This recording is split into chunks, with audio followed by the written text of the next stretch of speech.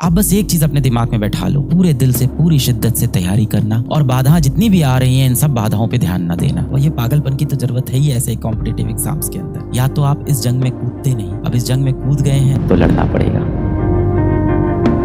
तो ये नकली दुनिया से आप बाहर निकलो, अपने जीवन का कंट्रोल खुद के हाथों में रखो। इन बड़े बड़े टेक जायंट्स को अपने जीवन का कंट्रोल मत दो।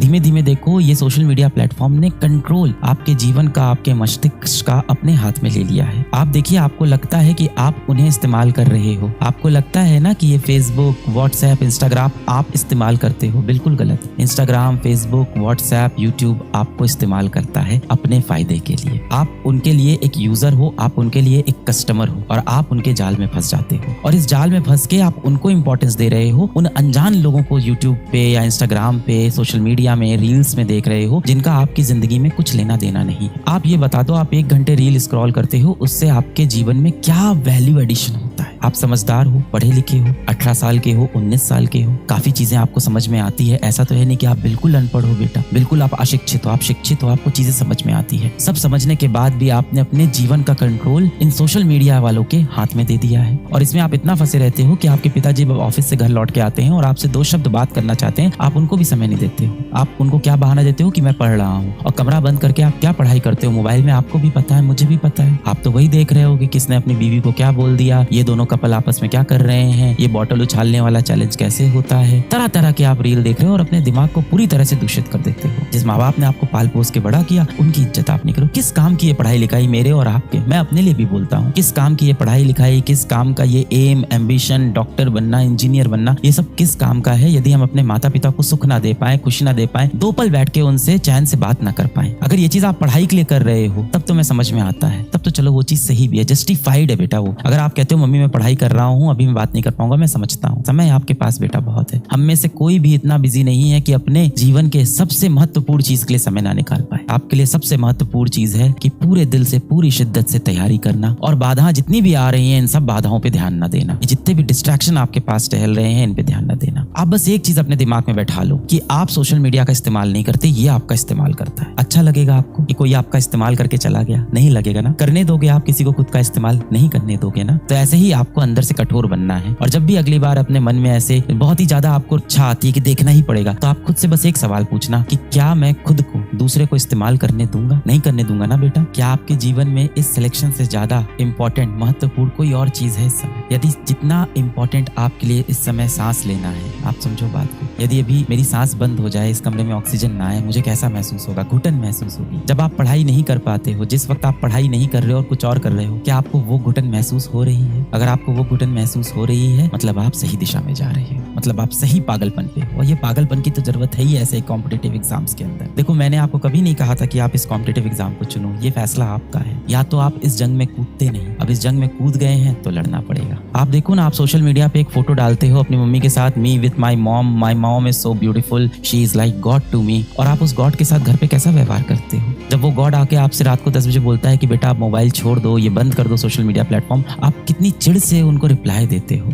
इस दिन के लिए थोड़ी नहीं उन्होंने आपको बड़ा किया था। इस तरह से अपने दिन को आपको जीना है। 12-12 घंटे पढ़ो, आप देखो कैसे सिलेबस आपको खा गया। और अगर इसकी आदत लग गई यार, तो भी तो आप 10 घंटे पढ़ लिए बेटा।